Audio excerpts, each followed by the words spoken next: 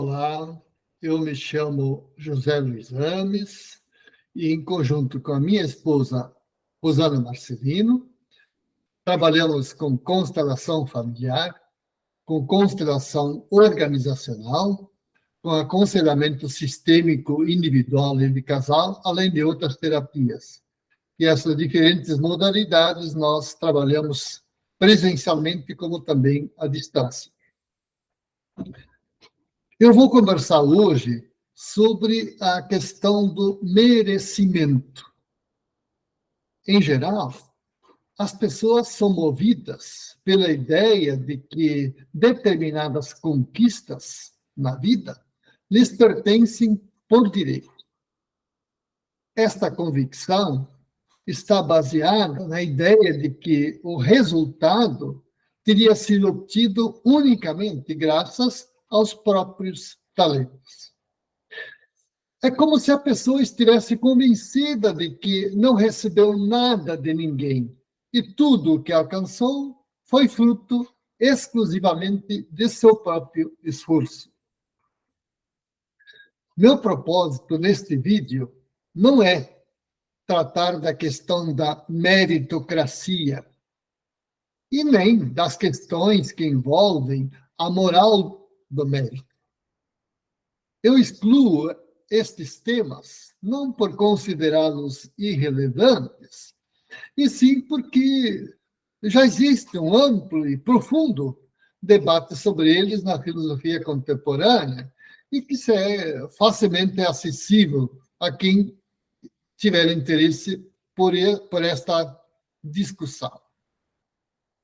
Meu propósito é trazer para a reflexão uma dimensão sobre a questão do merecimento que costuma não ser examinada, ou não ser tanto examinada. Qual é essa questão?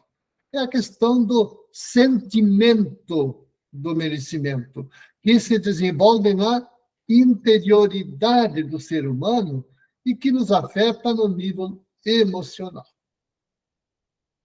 No cotidiano da existência, nos acontecem coisas que nos trazem alegria e felicidade e que não resultaram unicamente de nosso planejamento e ação. Mas também nos acontecem coisas que nos trazem dificuldades e sofrimentos. E estas, igualmente, não foram causadas inteiramente por erros nossos. Diante dos presentes que a vida entregou gratuitamente, há quem simplesmente diga assim, e acabou já se tornando uma espécie de expressão quase que obrigatória nessas situações. Você já deve ter ouvido uma pessoa que, diante disso, sempre diz: eu mereço, eu mereço. Bem, a mesma coisa acontece também diante dos acontecimentos difíceis e, às vezes, trágicos que se abatem sobre nós. Diante deles, há também quem se questione com frases, com perguntas como estas. Por que eu? O que eu fiz para ser castigado dessa maneira? A minha pergunta para a reflexão nossa, minha e de vocês, é a seguinte: será que existe alguma diferença entre essas duas posturas em termos do que acontece ao nível do sentimento? Bem, na verdade, por paradoxal que pareça, nas duas situações, o sentimento é o mesmo. Eu vou mostrar para vocês. Vejam, a pessoa que, diante do presente que lhe caiu do céu, reage e diz que fez por merecer. Vamos olhar primeiro para esse lado. Nesta pessoa, vejam, inconscientemente, atua nesta pessoa, quando ela se posiciona assim diante de um presente, como se diz, um presente que cai do céu, nesta pessoa atua inconscientemente uma soberba, ou seja, a presunção de que é um ser humano, que alguma entidade superior escolheu dentre todos os demais seres humanos para receber uma graça especial por causa de suas qualidades e méritos pessoais. Por isso, essa pessoa diz, eu mereço, porque ela se acha especial, porque ela não fez nada para... É uma situação em que eu recebo algo para o que eu não contribuí, certo? Quando nessa situação eu digo eu mereço,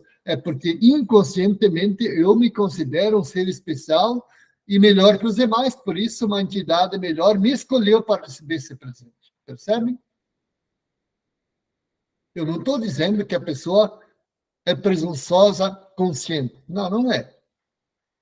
É inconsciente. Bem, agora vamos olhar para o outro lado. A situação da pessoa que se revolta diante de uma desgraça que se abate sobre ela.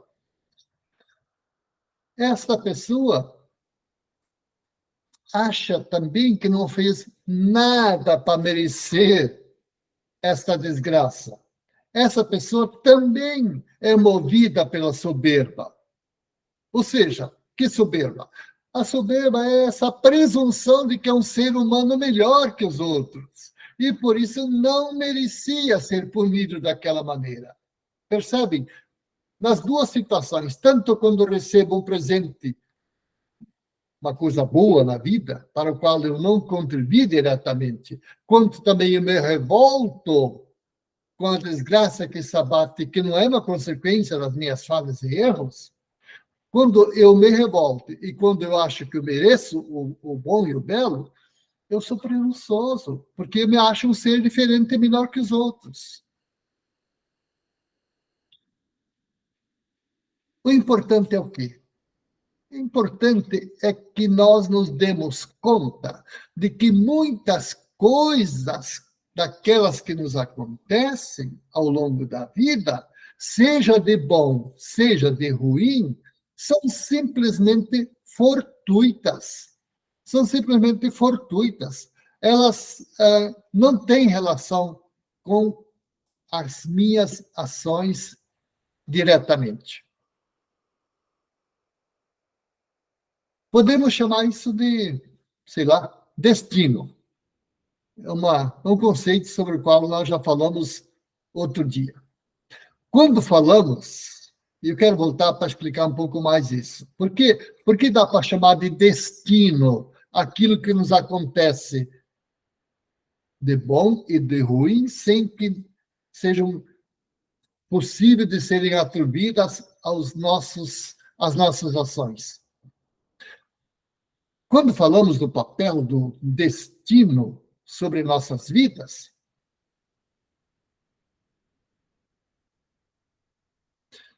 desculpe, eu vou continuar. Eu estou me atrapalhando aqui, mas eu já retomo. Então, quando nós falamos sobre o papel do destino em nossas vidas, estamos nos referindo a forças que, desde o passado de nosso sistema familiar, nos vinculam de modo inelutável, ou seja, de modo que nós vamos ter que escapa a nosso poder de controle e intervenção. Então, nos vinculam aos efeitos bons e maus dos acontecimentos que atingem a nossa vida. Esses efeitos são destinados a nós, independente do nosso controle e da nossa vontade. Então, eu quero dizer que muitos acontecimentos da nossa vida não são resultado das nossas ações, mas são efeitos do nosso sistema familiar e que chegam até nós. Isso é destino. Vejam, tanto o que nos acontece de bom, quanto aquilo que nos acontece de ruim e difícil, pode ter o potencial de se desdobrar em algo positivo. No entanto, para que isso aconteça, é preciso ser tomado pela humildade. Na humildade, eu tomo o presente que eu recebo imerecidamente e honro ele. Somente consegue ser grato de verdade quem olha para o bem recebido como graça. O que é graça? Na graça, o sentimento profundo é de gratidão. Graça é olhar para aquilo que de bom nos acontece como algo para o que eu não contribuí em nada para merecer. Portanto, é olhar e reconhecer que nada fiz de especial ou extraordinariamente melhor do que os outros para ser agraciado, para ser presenteado com aquilo. Então, quando eu tenho este olhar para aquilo que de bom me acontece, eu tenho um olhar movido pela humildade. Na humildade, eu também aceito o trágico, sem me revoltar contra ele, mas também sem me afundar na dor e no sentimento de vítima e tomado pela culpa. Em vez disso, olho para o acontecido e faço o possível e deixo tudo mais aconteça como for possível, que seja como deve ser. Então, aqui eu vou agora entrar num novo movimento. Esse novo movimento é o seguinte: eu quero ampliar isto que eu comentei até aqui, em termos de conceitos, vamos falar assim, com alguns exemplos que levem vocês a uma compreensão mais profunda daquilo que eu disse até aqui. E esses exemplos que eu vou trazer para vocês, eles são extraídos da nossa prática, minha e da Rosana, terapêutica.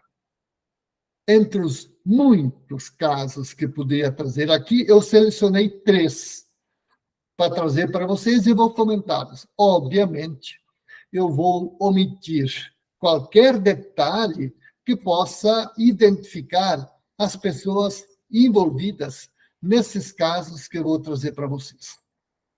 Ok? Então, o primeiro exemplo que eu trago é um exemplo para ilustrar a situação de um presente gratuitamente ou imerecidamente recebido. Esse é o primeiro exemplo que eu quero trazer para vocês para ilustrar essa situação. É o caso de um homem de origem muito humilde, de muita escassez, de fome na infância, e que teve uma infância, portanto, uma juventude, uma pobreza extrema.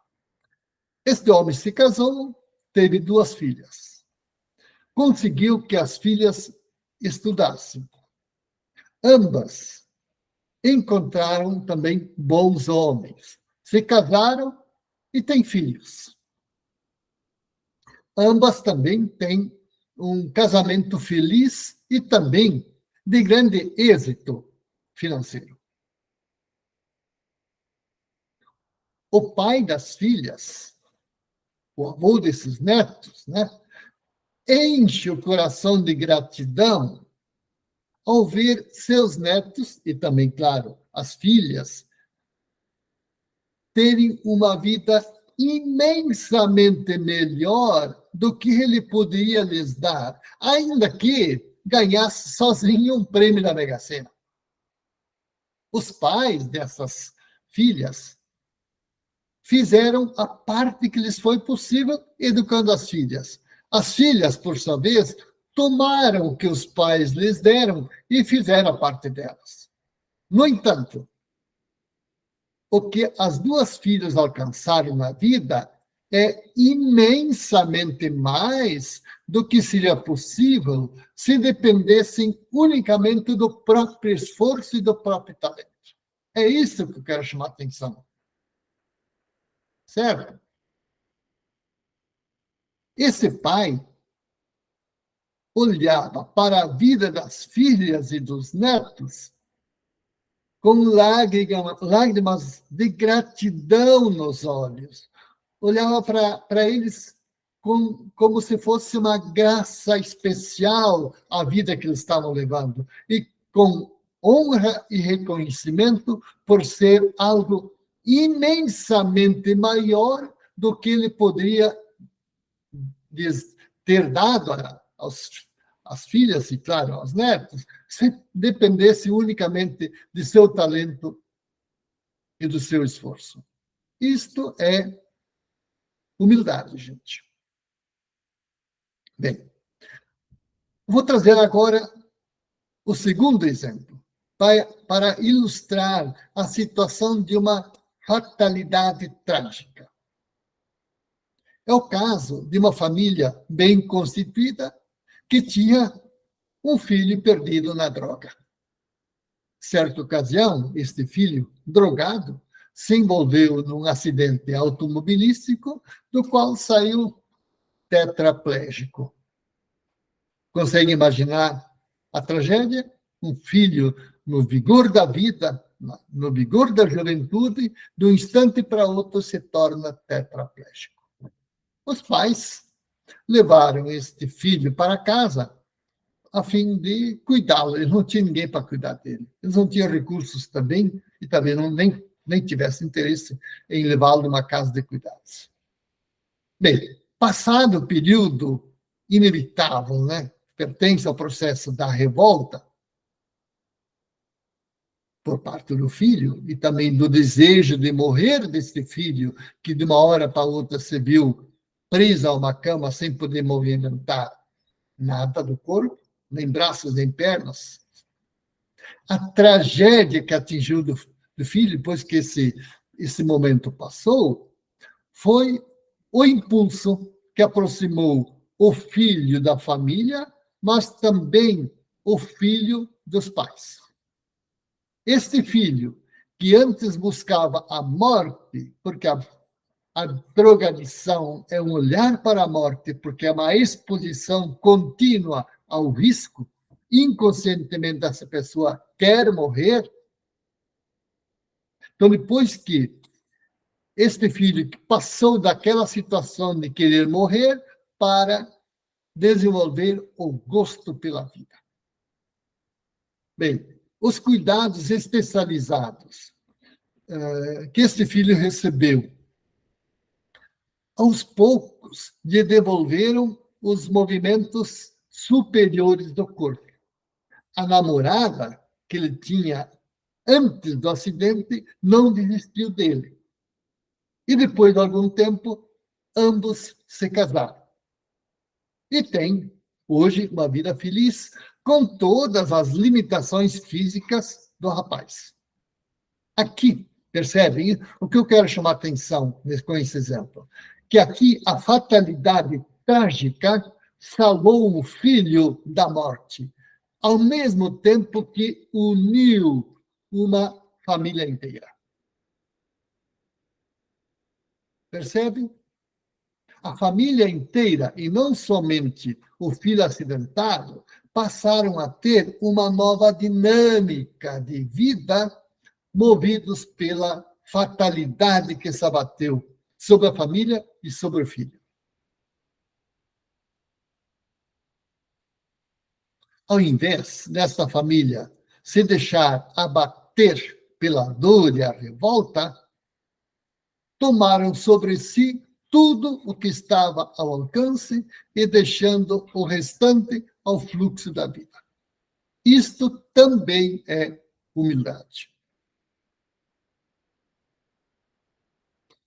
Eu quero trazer para vocês ainda um terceiro e último exemplo concreto de nossa prática de atendimentos para ajudar a iluminar as situações trágicas da vida e, com elas, E de que maneira essas situações podem se tornar uma bênção para toda a família. O exemplo que eu trago para vocês é o caso de um rapaz solteiro que teve um relacionamento do qual resultou um filho. Este rapaz não reconheceu nunca este filho e nem sequer também mostrou interesse em saber algo dele. Na verdade, ele se casou depois e a família inteira deste rapaz rejeitava esse filho e não queria saber nada dele. No entanto, quando este filho que ele teve quando solteiro, já era adulto, ele teve diagnóstico de leucemia. Então, a mãe dele, a mãe desse menino, procurou o pai dele para que o pai fizesse um teste de compatibilidade. Neste momento, aconteceu o milagre. A família inteira deste homem se mobilizou para salvar aquele filho fora do casamento. Resultou que um deles, um dos meio-irmãos, se mostrou compatível e aquele filho rejeitado foi salvo. Vejam, neste caso, nesse exemplo que estou trazendo, a fatalidade da leucemia de um filho rejeitado se converteu em bênção para todos. Os meio-irmãos o reconheceram como um deles, como membro de sua família, e o pai dele o reconheceu como filho e o integrou à família. A família inteira foi mobilizada para salvar a vida de um deles, construindo assim uma unidade que jamais tiveram antes. A fatalidade trágica pode ser uma bênção. Anotem isso. A fatalidade trágica pode ser uma bênção. Depende de como nós lidamos com isso. Isto também é humildade. Bem, para concluir, eu quero falar um pouco sobre a humildade. A humildade, gente, é a virtude mais grandiosa que podemos tomar diante das coisas que nos acontecem na vida, sejam boas, sejam ruins. Nas coisas boas, a humildade nos leva a reconhecer que, por maior que tenha sido a nossa contribuição para o bom acontecido, por si só, isto não seria o suficiente para produzir o resultado que colhemos. Nós sempre dependemos de coisas que estão além do nosso controle. Igualmente, nas coisas ruins, a humildade nos leva a reconhecer que, ainda que não tenhamos contribuído conscientemente para que o ruim acontecesse, na condição de seres humanos limitados e imperfeitos, estamos sempre expostos a isso. Mas, em vez de nos revoltar, olhamos para o trágico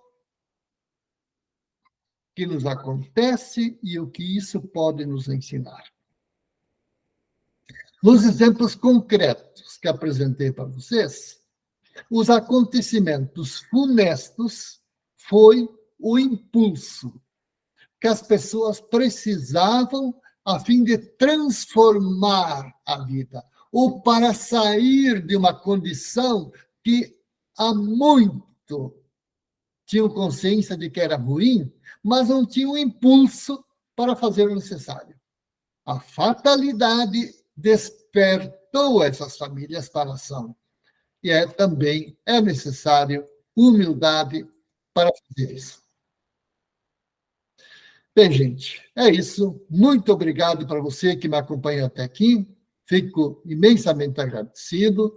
Se você ainda não está inscrita e nem inscrito nesse canal, aproveita, se inscreve. Nós somos gratos e nos ajuda bastante. Se você gostou do vídeo, compartilhe esse vídeo com seus contatos. E eu aguardo você no próximo vídeo, na próxima semana. Muito obrigado a você.